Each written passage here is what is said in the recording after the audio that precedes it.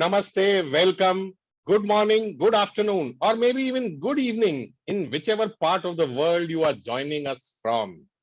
My name is Deepak R. Khemani and I am one of the founders of Bloom. Bloom is a brainchild of Miss Payal Irani. Bloom is a flower that has blossomed and is spreading its fragrance across the globe. At Bloom, we are into physical and mental wellness, trainings, speaking engagements, and creating signature workshops for corporates and individuals desirous of going to the next level. Bloom has a powerful and a dynamic team which has been handpicked. They are the who's who in their respective domains and industry veterans, having an accumulated 200 plus years of experience specializing in their own field. At Bloom, we strongly believe in co-creation, collaboration, and teamwork.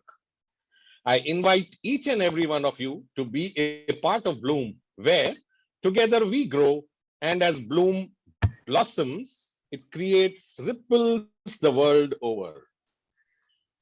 Let me introduce my co-host, Mr. K.V. Premraj. Premraj is a futurist. He speaks on leadership and management. He is the co-author of multiple #1 best-selling books on Amazon. Having spent 37 years in the banking and financial services space, he has worked with both public and private sector banks. He was the CEO of the BPO arm of a leading private sector bank in India. Today, we have a dynamic personality as our guest. I'll request Premraj to introduce her and take the show ahead. Over to you, Premraj. Thank you, Deepak. Thank you for that very kind introduction. Yes, we have a very dynamic personality in Punita Parekh, who is a content marketer. She's a media veteran with over a decade's experience, specializing in broadcast media, in content marketing, storytelling for brands, where she has been curating customized and integrated solutions for brands across various domains and sectors. Her role was mainly focused towards understanding the brand requirements and offer an integrated content marketing solutions to potential customers by leveraging the television, the social, digital, and print media, which can help them in further enhancing the brand image in the form of storytelling and creating future business opportunities. She's now an independent content marketer providing content marketing solutions mainly to the SME sector.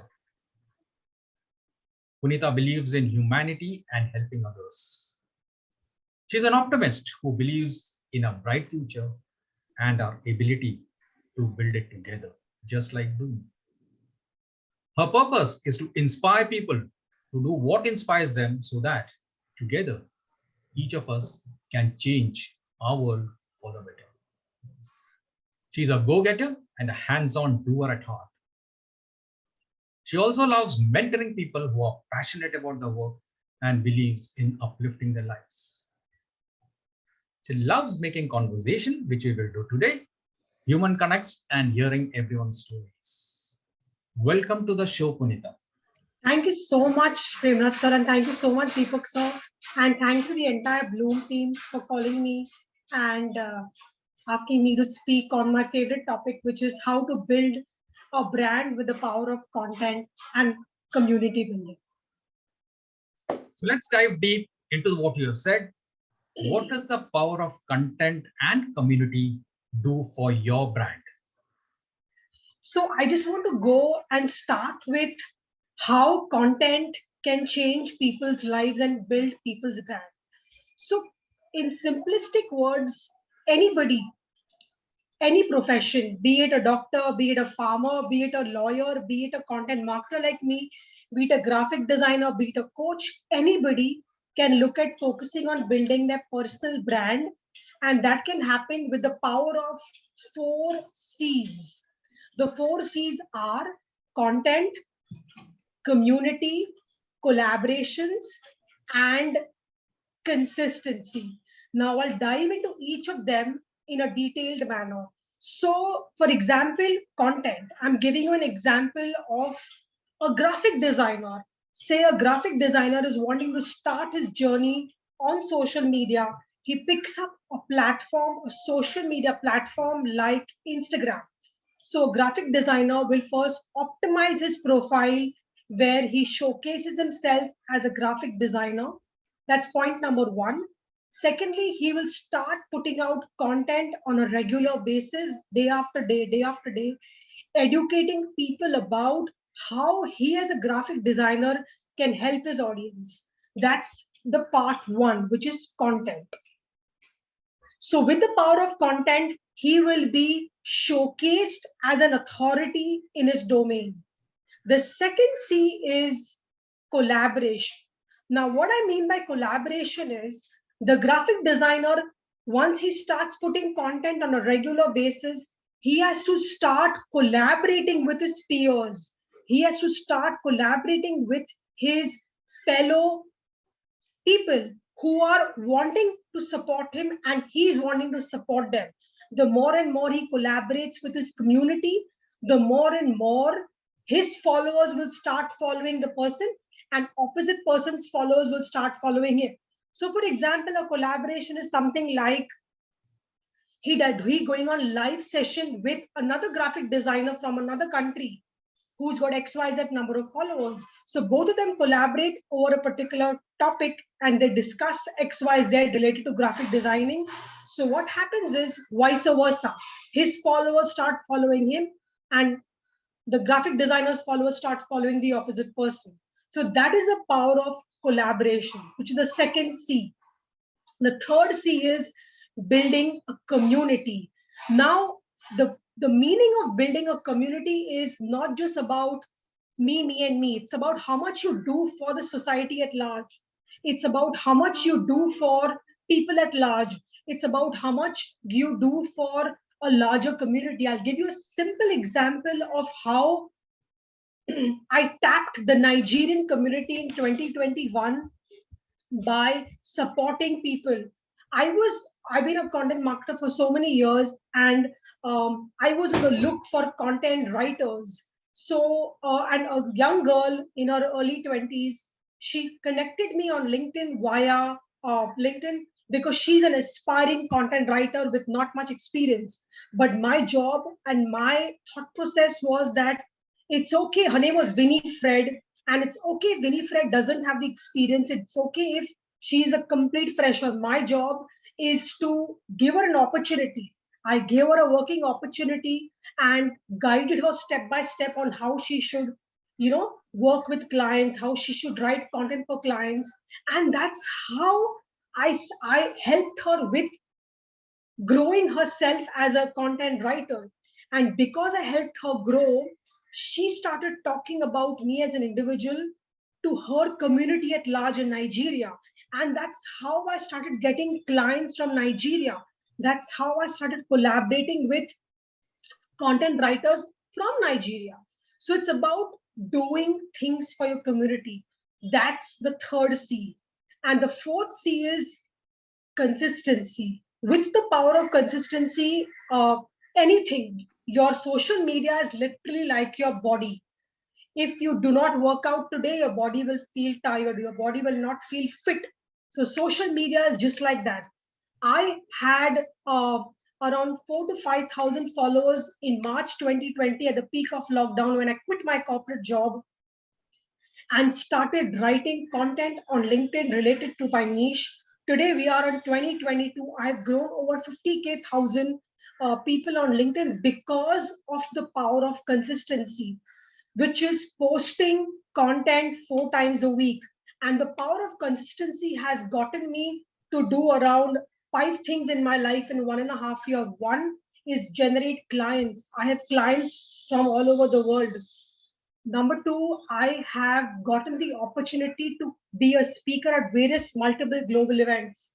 Number three, universities, global universities in India have approached me and they have asked me to curate courses related to my niche. That's third niche. That's a third thing which I have gotten with the power of consistency and community building. And the fourth thing was the power of helping people, because I've been out on LinkedIn, because I've been out on social media, because I've been out talking about who I am and how I can help individuals. A lot of student community has been in touch with me, and I've had the opportunity to mentor them selflessly. That's the fourth achievement which has happened with the power of content and building a community. And fifth thing is I have become more fearless, because I will give you a very, very small example. I've been in the corporate world for almost 17 to 18 years. Corporate has given me a lot. I really owe my career to corporate, but corporate also makes you hold back on things sometimes because of peer pressure or hierarchy issues. But as a freelancer, as an independent content marketer, as an entrepreneur, as a startup owner, I have become more fearless.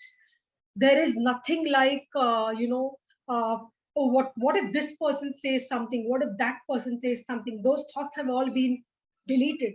And also corporate world had gotten me into this whole thing of being in your comfort zone with fat salaries and fat designations. Yes, it did give me a lot for 18 years, but this world is giving me much more freedom. It's given me much more authority to do things on my own. So these five achievements has happened with the power of content, community, collaborations, and consistency. So that's the answer to the first question. Thank you so much, Premraj. Thank you. Thank you. Isn't that wonderful? The power of 4 C's: content, collaboration, community, and consistency. And with this, you can have the globe as your canvas, which you proved with the examples that you quoted.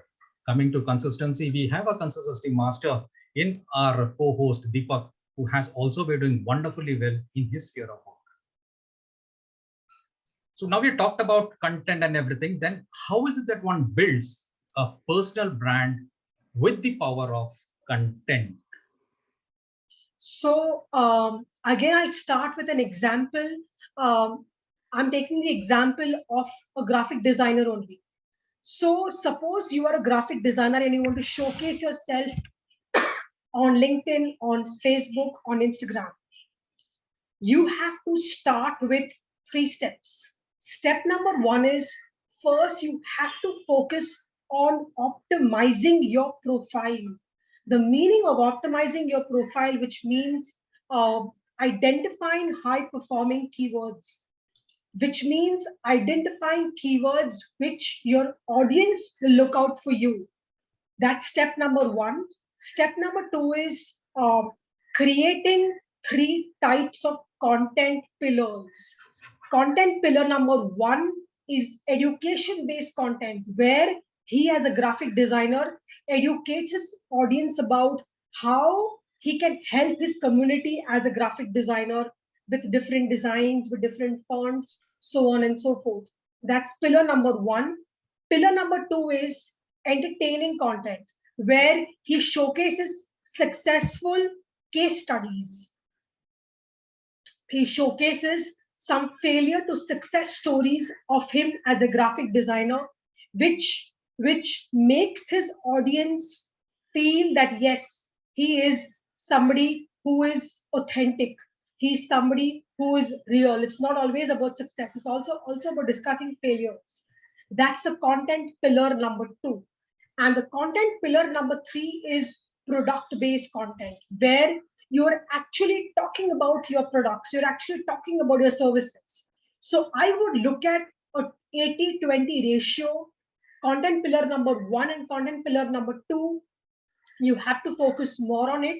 But content pillar number 3, you can only put 20% of your efforts, because the more and more you focus on please buy my services, please buy my services, the more and more people will run away from you. The more and more the community will just start ignoring you. But the more and more, if you say things like, yes, I'm here to help you.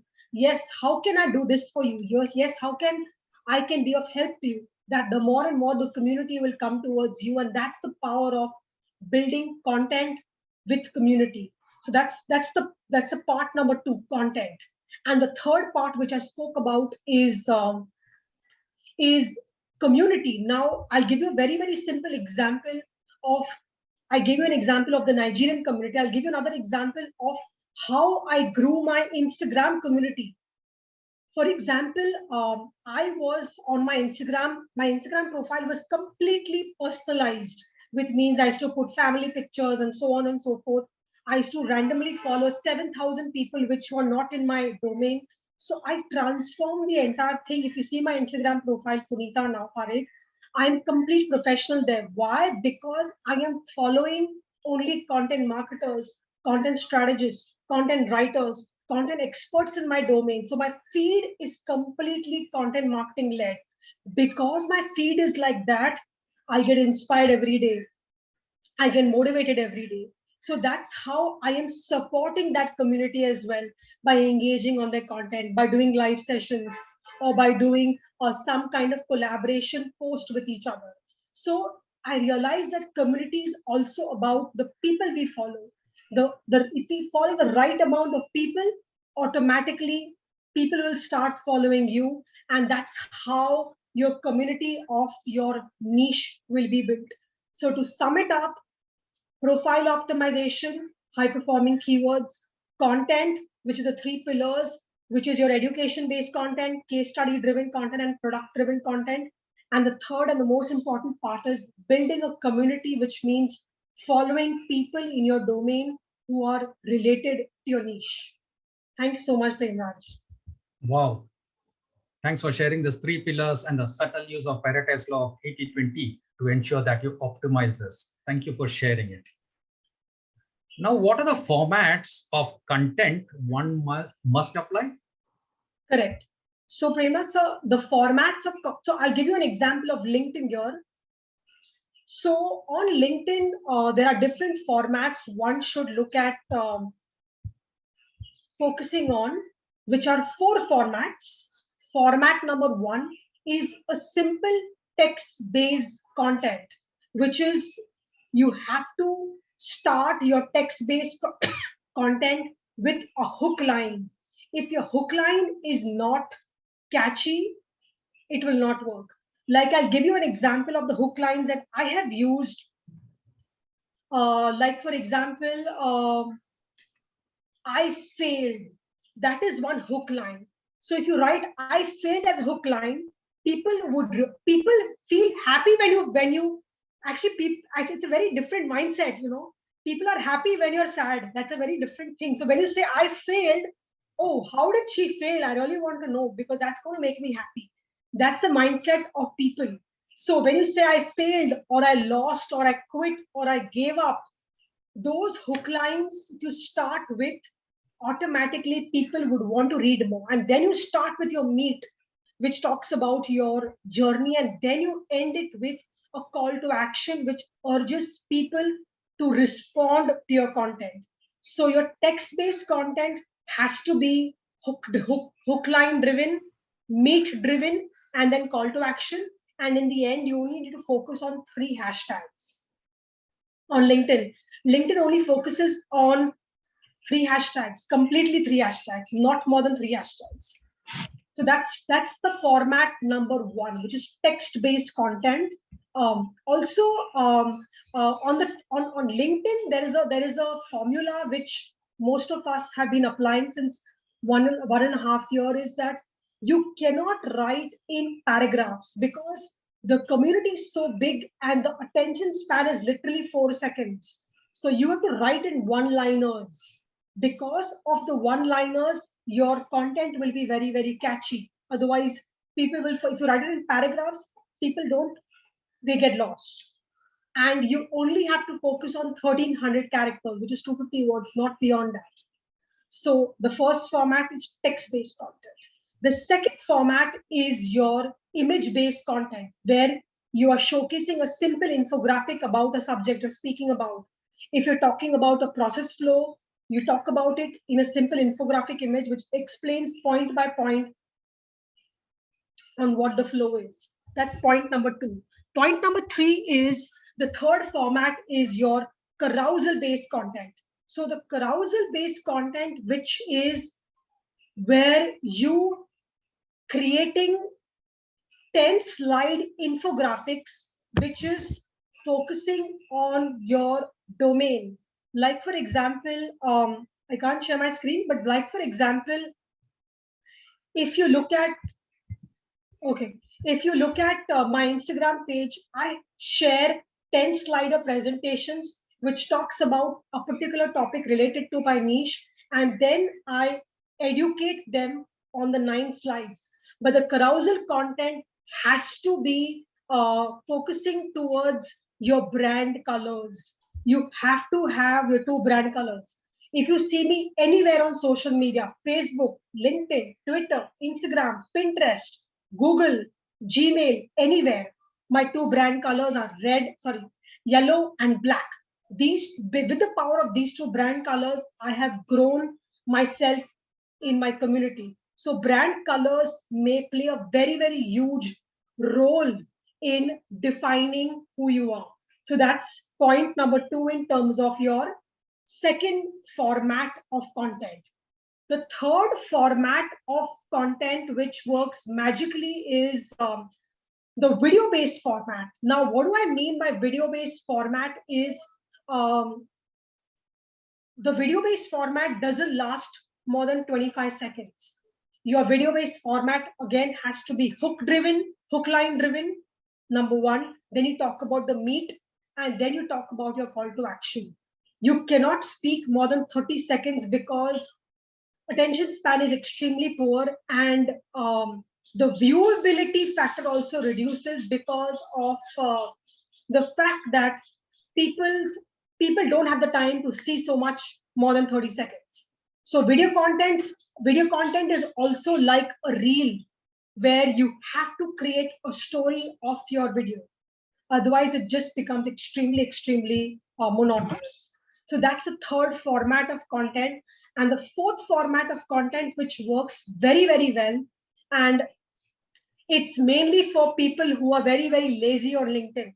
And that format is poll-based content, because people are scrolling every day on LinkedIn, every hour, every minute, every second on LinkedIn.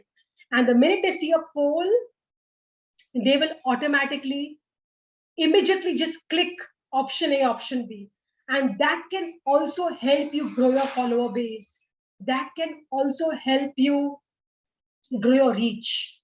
And what has happened with LinkedIn, what has happened, I'll give you an example. What has happened with LinkedIn is, whenever I'm posting something, I will get a DM message, I will get some messages, or I will receive 10 to 20 followers. So I've realized that the power of content on LinkedIn can completely change you as an individual, from not being known in your community to being completely known. But you have to follow all the 4 formats, you have to follow all the 3 types of content, and you have to follow the 4 C's. Only with the power of all these 3 elements, you can grow your personal brand. Thank you so much, Prem. Wow, that's a mini masterclass that we had. And now we need to go back to our drawing rooms to ensure that our content is really, really good. And I like the thing when you started with, you need to have a hook. And when you share your vulnerabilities, you get endeared to people. Thank you for sharing that. Now, since a personal brand is built, what happens when your personal brand is built? So what happens, I'll give you my own example as how my life has changed. So what happens is, number 1, you can be anybody, as I mentioned. Suppose you are a coach. So number 1, you will definitely start getting clients. People will message you that, hey, can I know more about your services? Can we do a call to understand more about your services? But that can only happen if your profile is optimized. Otherwise, it will not function. So that's point number 1, you generate revenue. Point number 2 is, universities start approaching you, colleges start approaching you, trade bodies like Bloom start approaching you, because they want to also call you on various programs and various sessions, and they want to start inviting you as their speaker in their sessions. That's point number 3. Point number 3, the point number 2. Point number 3 is, you start becoming an influencer in your domain. The moment you start becoming an influencer in your domain, different brands, so many brands have approached me, like Neiman Shoes, like Colgate, all these brands have approached me on LinkedIn so I can post about their product and services. And they pay you an XYZ amount. That is a paid collaboration which happens on LinkedIn. And it started becoming like Instagram, where you get paid collaborations. And that will happen because you are posting content consistently and you're showcasing yourself as an authority in your domain. That's the third part. The fourth part is the moment you start putting content as a coach or as an expert in the coach, other coaches start following your content and they start supporting your content. And because that happens, they are eager to collaborate with you. So many a times, different content marketers from different parts of the world collaborate with me, and I focus on designing a course together as a joint collaboration, or we do a live collaboration together. So this happens as well. More and more people start collaborating with you. So revenue starts one, universities and colleges and trade bodies start approaching you, people in your niche start collaborating with you, and most importantly, you start becoming an influencer in your domain. And that an influencer is not about 55,000 followers or 65,000 followers. It's about how many lives, how many Winifreds, how I change Winifred's life. That's the power of building a community. That's the power of influencer marketing, and that's the power of influencing people's lives. So that's the whole idea of making yourself authentic on LinkedIn, and that's how you achieve things on LinkedIn or any social platform. A Thank you. real eye opener for all of us. Yes. My last question to you before I hand it over to Deepak. How much time does it take to generate revenue after building your brand? Sure. So I'll give you a live example of my own Instagram. June 2021, I started my Instagram with 0 followers, with 0 posts. Today we are in Jan 2022. It took me 6 months to apply the 4 C's, and Jan 2022 is when I started generating revenue on Instagram. Same goes for LinkedIn. It took me 6 months of consistent effort. As I mentioned, social media is really like your body. If you don't work out, your body dies out. So it takes 6 months to be in shape. It takes 6 months to generate revenue. It takes 6 months to go out there and showcase yourself as an authority. It takes time to be fearless and go out there. When I did my first interview in March 2020, I was stammering, I was hesitating. Today it's been 2022 Jan and I've done more than 50 to 60 interviews. So now it's become like, oh, it's so easy for me. I can talk in my sleep also. Why? Because I've been consistent. Why? Because I've had many failures as a speaker, and that's okay. I'm glad I failed in those so many interviews that I did. Because I failed, today I'm talking in front of 50, 60 people. So failure has helped me grow, and I have no shame on that, because many people fear about failure, and I think failure should be a stepping stone to moving forward. And I totally feel that if you're consistent for 6 months, posting 4 times a week, 3 times a week, applying content, building a community, helping 100 such Winifreds in your life, you will grow. And that's how you will be known for who you are. Thank you so much, Premraj. Thanks for sharing all of this. And now I request Deepak to take it over. Deepak, please. Thank you, Premraj. Wonderful 30 minutes we have spent where, as you said, this is almost a mini masterclass in how to position yourself on social media, how to build a community, the 4 C's, the pillars.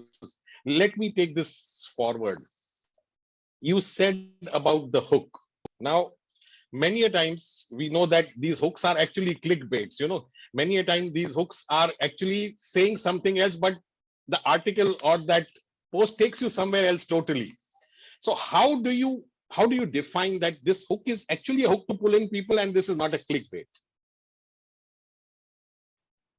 So to create a hook, you have to create some kind of suspense. So what I mean by suspense is, first you have to create a story in your mind.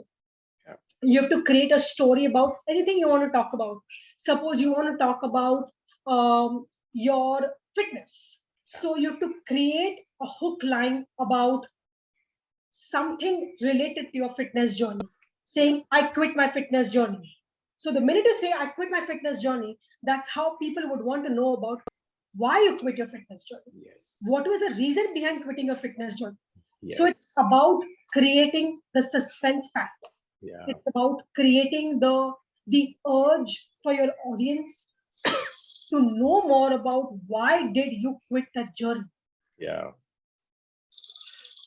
You have to be as honest as possible. There is no harm in creating a hook. Absolutely. It helps create suspense. Absolutely. Yeah. You again, you mentioned about 3 hashtags. I just want you to explain that a little bit more. Why I'm asking is this. There are many times you see a post on LinkedIn where there's probably 2 or 3 lines of text, but there are 20 hashtags. Correct. Sometimes there is multiple lines of text, but there aren't even 2 hashtags. How does that help? What is right? What is wrong? And how does hashtags help you promote your posts on LinkedIn? So the reason I'm saying 3 hashtags, because your 3 hashtags has to be divided into 3 domains. Hashtag number 1, which focuses on your niche. So my hashtag is content marketing. Your hashtag number 2, which focuses on you as an individual. Who am I as an individual? I'm a content marketer. And hashtag number 3, which talks generic to the audience. So what is the generic hashtag? Content or community. Now, the reason we have to use less hashtags on LinkedIn, because it's a very, very crowded place on LinkedIn. So if you have 100 hashtags, your algorithm will get completely confused. Which one should I follow? Which one should I follow? Yeah. It's like it's like going to a wedding and you want to have Chinese, South Indian, Malayalam, all different cuisine, and you're confused. What should I have? Yeah. But you have two menus only, Chinese and Punjabi. You will focus on enjoying both foods. So it's about quality versus quantity with reference to hashtags. Wonderful, wonderful analogy again.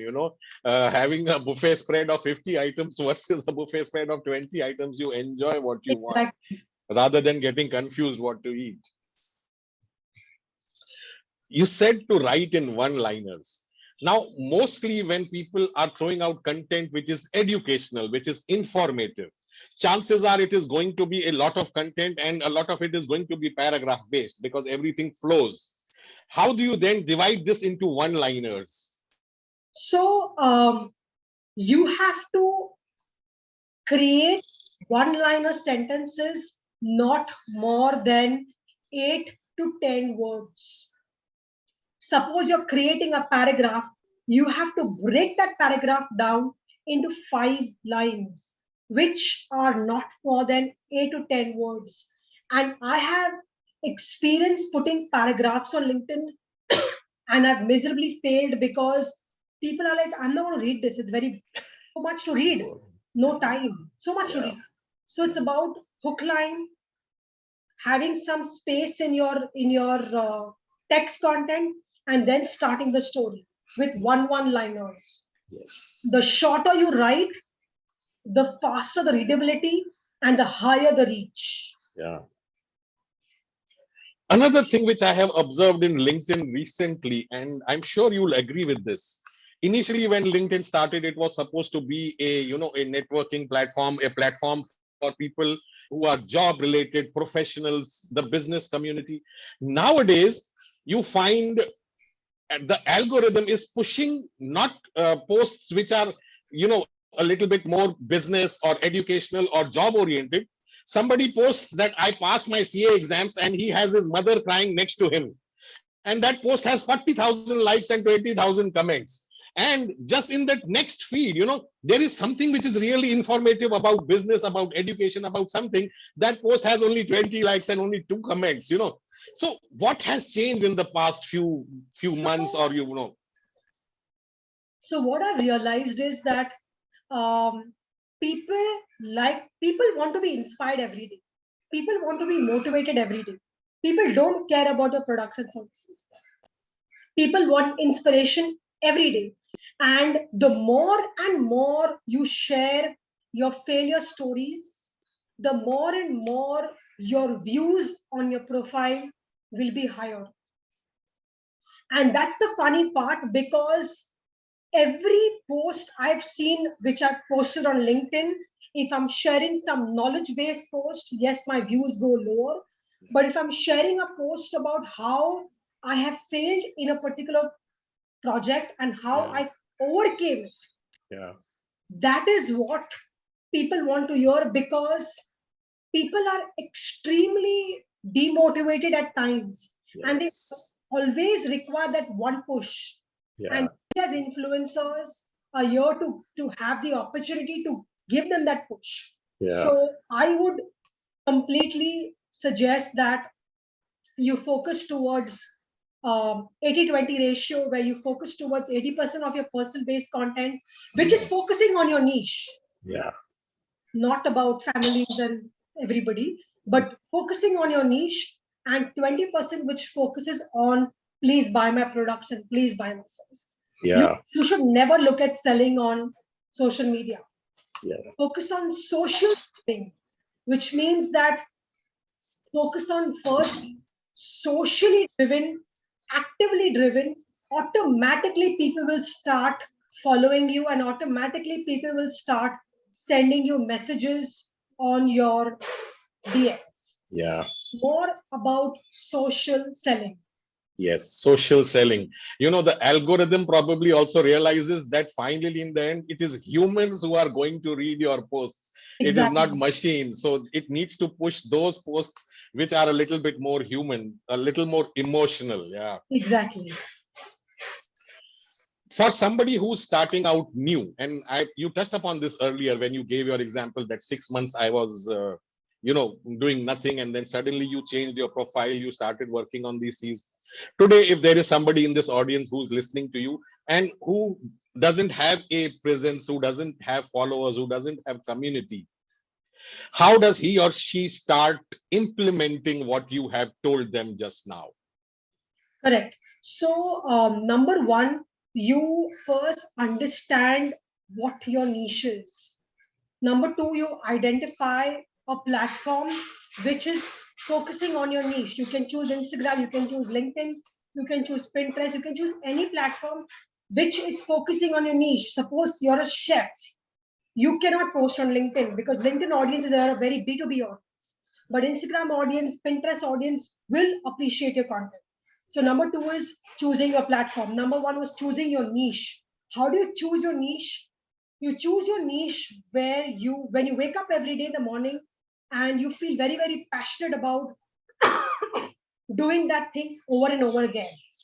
You want to do that thing over and over again, and that's how you identify your niche. You identify your niche by your passion, by your purpose of your life. You identify your niche where you understand if that particular niche you're passionate about is going to give you revenue. That's part number one. Part number two is identification of platform. Part number three is you have to download uh, three apps which really help you put content. App number one is Canva. Canva Yeah, has made each and every individual's life extremely simple because it's helping you create graphics. yes, App number two or software number two is called Feedly, Feedly. Now, what Feedly does to me is, even me as a content marketer, I completely run out of ideas. okay, Sometimes I'm blank, and that's completely human. yeah, So I go to platforms like Feedly. I go to platforms like Quora. I go to platforms like Ask Me a Question. These platforms are very keyword oriented. The minute you type a keyword on those three platforms, you will get 100 ideas. There is another platform called Title My Generator, which helps you create catchy titles, headlines. Oh, wow. Correct. So there are a few platforms which you have to focus on implementing, because these tools, if you are not an expert, will help you start with your first step. So that's point number 3. Yeah. Point number 4 is, uh, for example, you are a chef. You have to start creating a list of gurus. You have to start creating 3 types of people, I would say. Part 1 people is gurus who are influencers in your domain.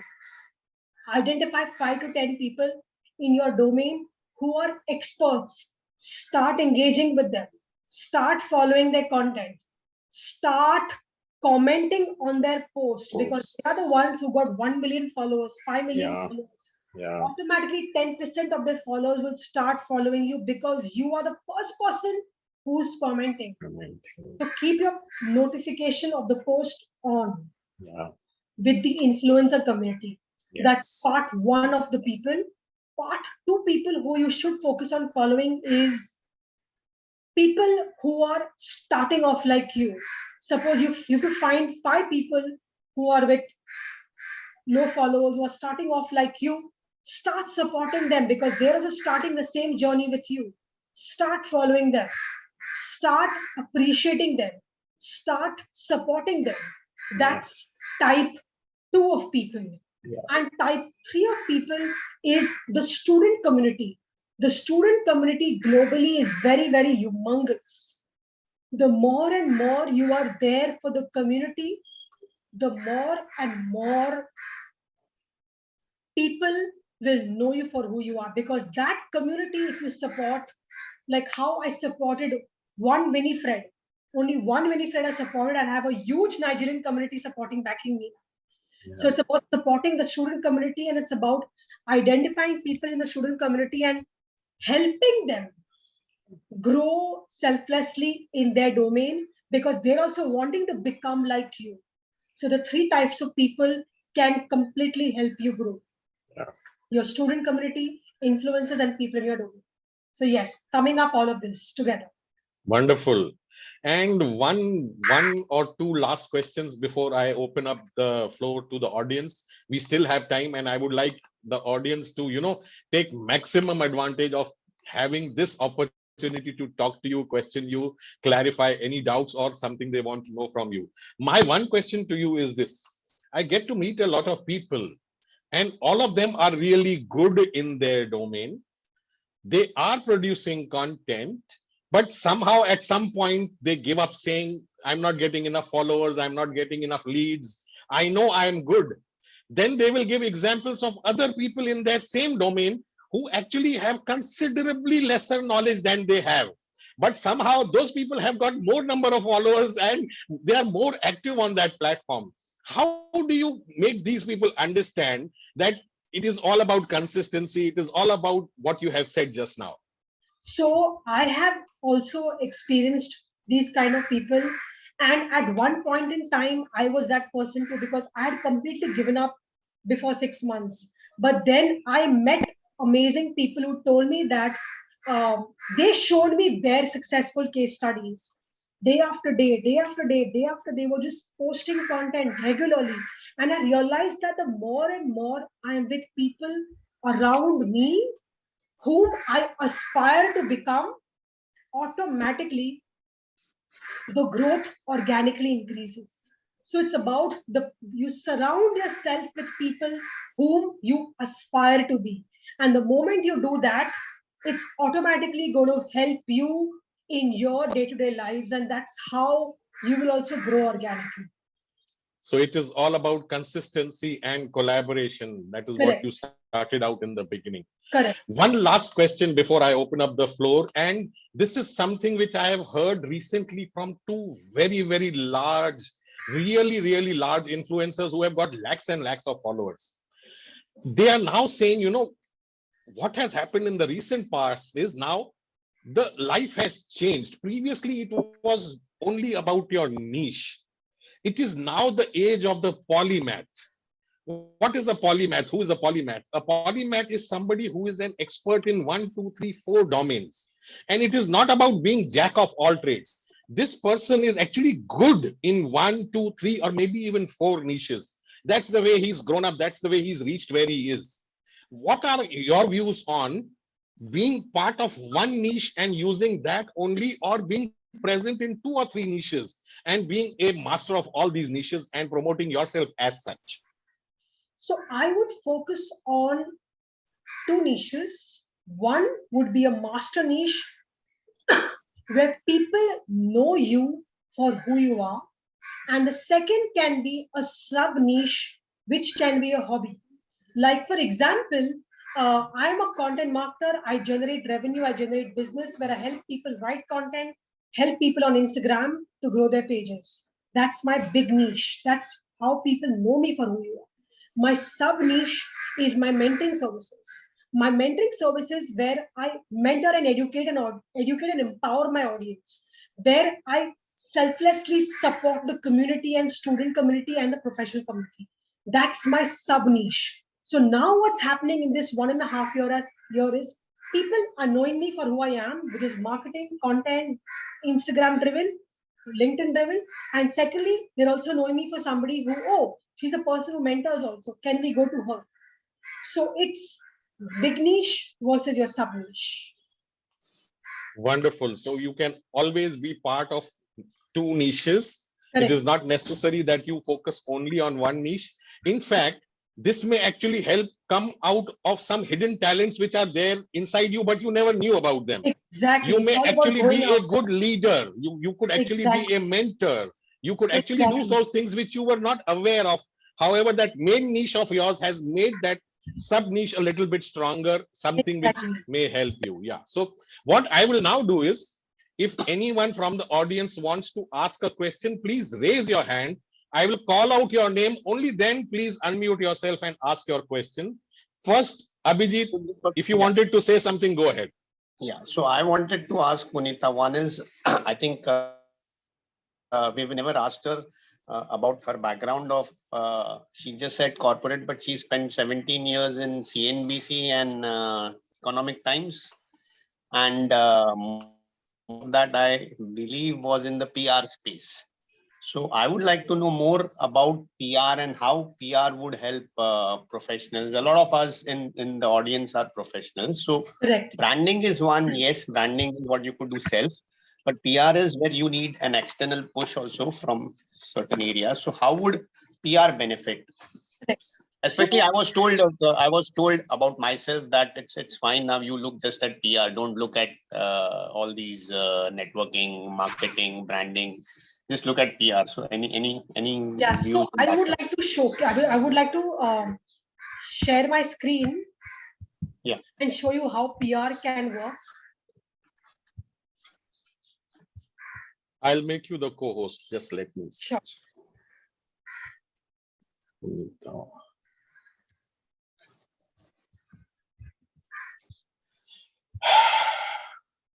Payal, you'll have to enable Punita screen sharing by making her a co-host.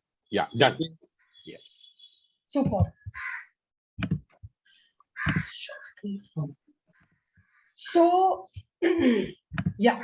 So I remember creating this deck for a client, and I would like to showcase it with you, with an example. So this client of mine was specialized in, she wanted to be famous in the space of HR, which is human resources. She's an individual just like me, not working as a corporate person, but as an independent HR consultant. So she wanted to go out there and tell her community and tell her audience with the power of PR on who she is. So what in PR normally happens is creating a PR is a 6 to 8 month strategy. And the 6 to 8 month strategy is, as you see, 2 quarter strategy is driven across 6 buckets. So the 6 buckets are, suppose her name was Rachna. So what I told Rachna is, and the campaign was successful for 6 months as well. So the month we introduced Rachna as an HR executive, as an HR expert, where we gave her the opportunity to speak across different forums in the HR space. So that is the first bucket as a PR, what PR can give you, speaker slots. So that's the first part. The second part is what we looked at doing is we told Rachna to write short articles about her expertise about her experience in her domain. And we published them across different HR specific publications. So that is the second bucket, authored articles with her names. That is PR, where her name is mentioned as an expert in the PR space. Yeah. The third bucket is your collaborations, where we gave her the opportunity to collaborate across different trade bodies, women-oriented trade bodies, national-oriented trade bodies like your NEN, which is your National Innovation Foundation. Those trade bodies always required HR experts for hiring. Yes. So we connected her and made her collaborate with different trade bodies. That's PR angle number 3. PR angle number 4 was podcast. Again, there were multiple podcasts in this. There were multiple people on Spotify and YouTube Yes. doing podcasts. So again, collaborated her with podcasts where she could come and speak about herself, not about herself, but about what problems she's solving as an HR executive, as an HR expert. The last bucket is when you're going out there and doing your PR activities, there are multiple award sessions, like many awards online sessions are happening. Like for content marketers, also there is something called impact of the world, impact year of the world, something like that. So those awards, we made an entry about Rachna Arora on those awards, talking about her successes, talking about her case studies, talking about how she has helped people get jobs. And that's how she was felicitated by these different award bodies. So that's how the PR angle normally works is PR is not about just disseminating one simple press release and releasing it in Times of India. It's about this one article. People forget. It's about being consistent month after month, month after month, month after month. That's why if you see my PR plan is divided into 2 parts, 2 quarters. So that's how it works. Fine. Thank you. Wonderful, super question and wonderful answer. I mean, it couldn't have been, the answer couldn't have been better than what she's explained it. Thank you so much. Naveen, unmute yourself and ask your question. Thank you, Deepak ji. Thank you, Punita. Wonderful session. My question is a little advanced. When people create content on LinkedIn, there are requests and there are people who get into the engagement pods. That means that they do create groups on WhatsApp and Telegram and other thing. How effective is this, and is this counterproductive? Because all of us know that LinkedIn is actually reducing the reach for everybody, right? Considerably since last 3, 4, 6 months. Is this good for people, bad for people? So I'll be very honest with you. I was a part of these engagement pods when I started off because I was wanting to know what are these engagement pods about. But let me give you a live example of how those engagement pods helped me and also did not help me.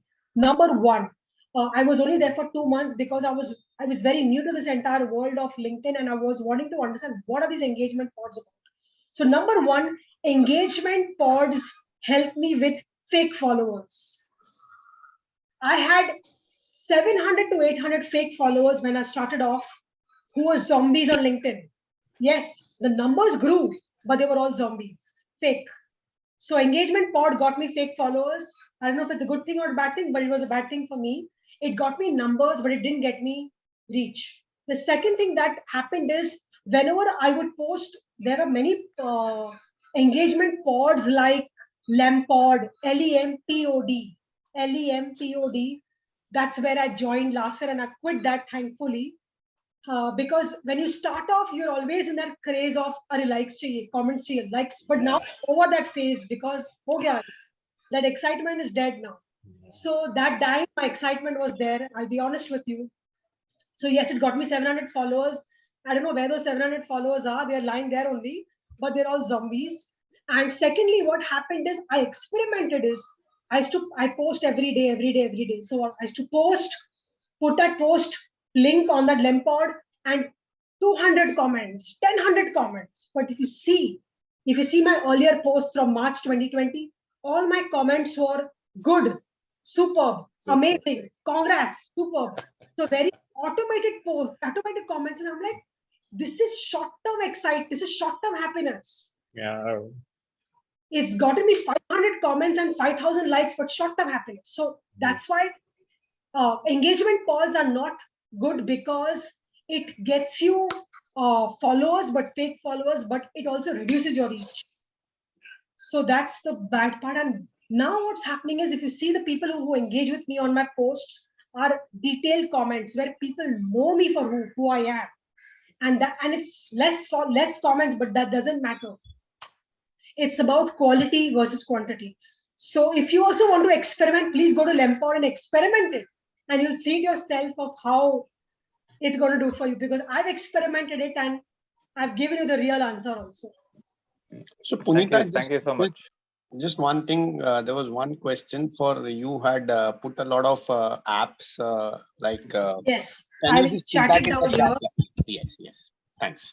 Yes, yeah.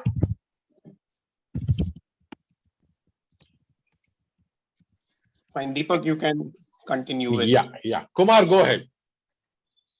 Hi, Punita. My name is Kumar. I'm from Hyderabad. Thank you so much for the session. And I am your another follower on Instagram and LinkedIn. I wanted to tell you this before I ask you a question. Beautiful images that you created on Instagram, especially the ghost, the stories, the ghost thing. How do you create this? I mean, do you have a team? Do you do all by yourself? I understand you told about Canva, Feedly, Title My Generator, and all these apps.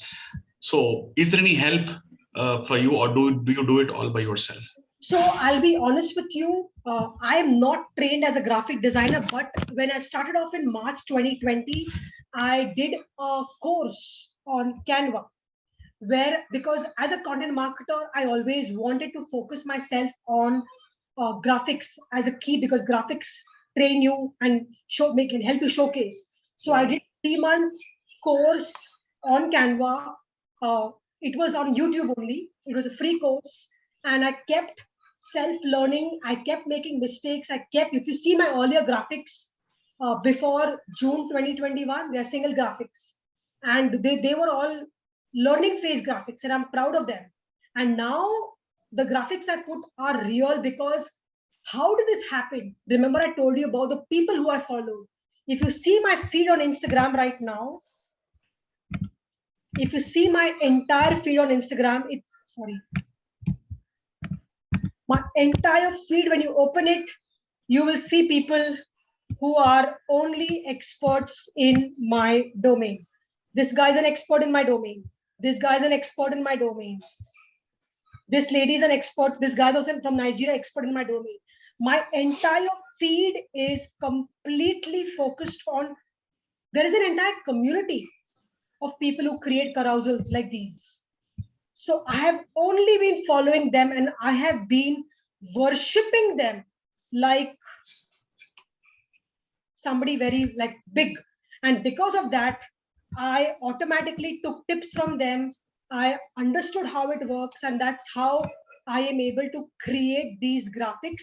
And if you ask me how I find these images, If you go on canva.com and you go on the paid account and you type any image, like if you look at any for anything you want to look at doing, you have to just type keywords. So for example, ghosts, and you'll get different elements of ghost images, So it's all about how you are following people, the right people in your community, and how much you're learning from them.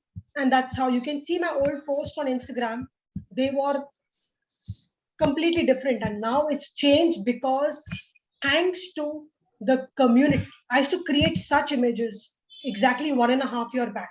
Today, transformed with these kind of images with the power of my community and with the power of self-learning. That's it. Superb, superb. Thank you so much. Thank you. Yeah.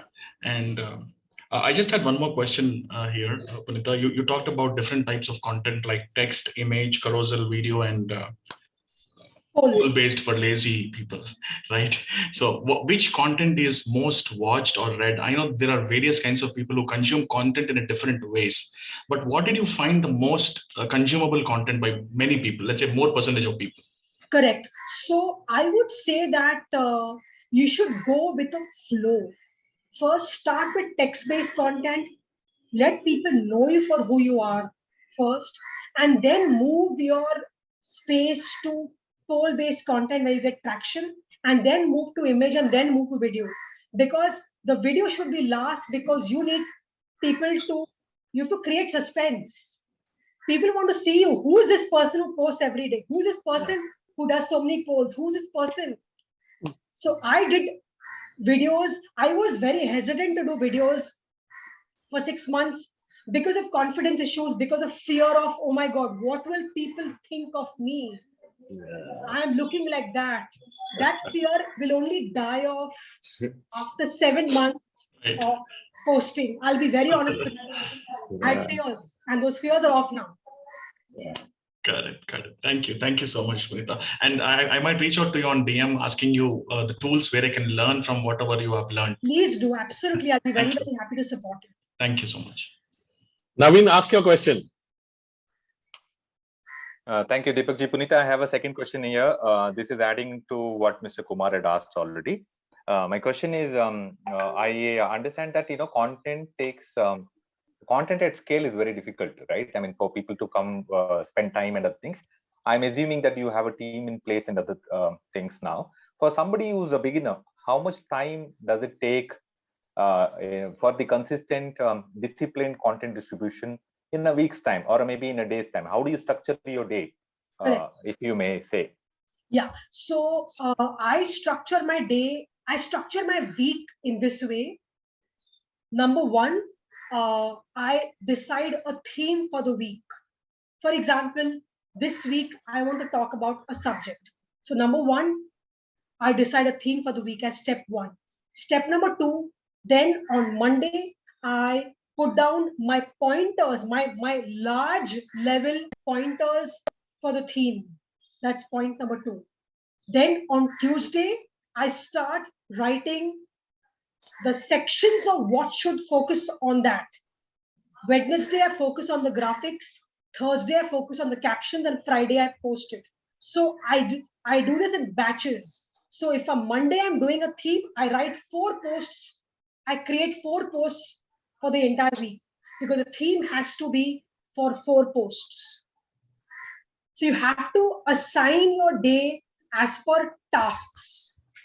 Topic, theme, caption, graphic, and posting.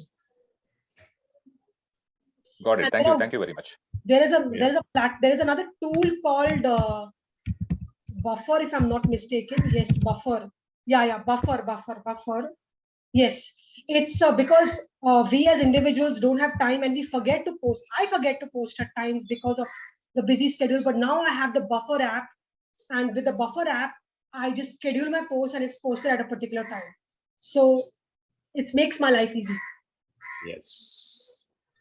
Thank you, Naveen, for asking that question. Thank you, Punita, for answering this. Last call to anyone in the audience who would like to ask Punita a question.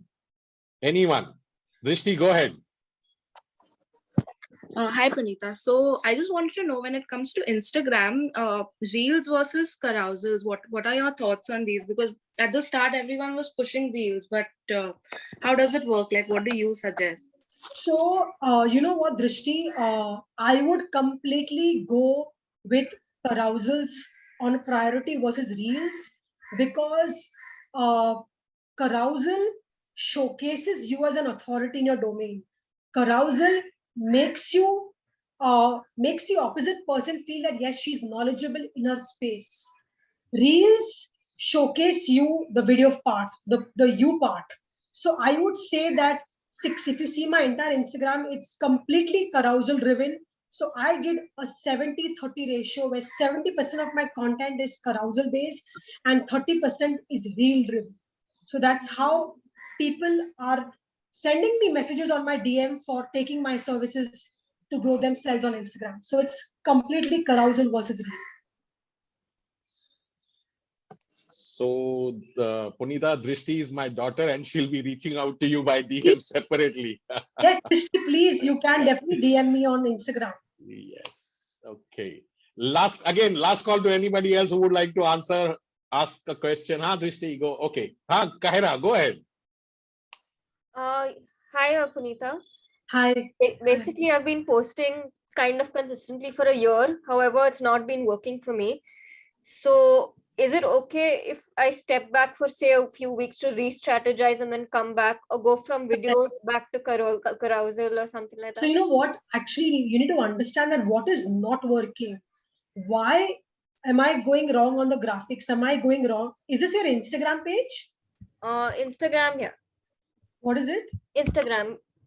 But I'm seeing a similar thing on LinkedIn as well right now. So, okay.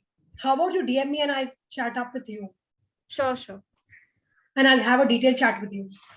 All right. Yes. So this is what you do when you become an influencer. You give it back to people. You help people who are trying to find their footing. You help them, push them, mentor them so that they can start doing this with other people. Exactly. That's the whole idea of being an influencer. Yes. That is how everything compounds in life. Small things. You give them time and they grow, and it helps you compound. It's been a wonderful 1 hour plus talking to you, listening to you, learning from you, Punita. Let me hand it over back to Premraj for officially closing today's session. You're mute, Premraj. Muted. You'll have to unmute.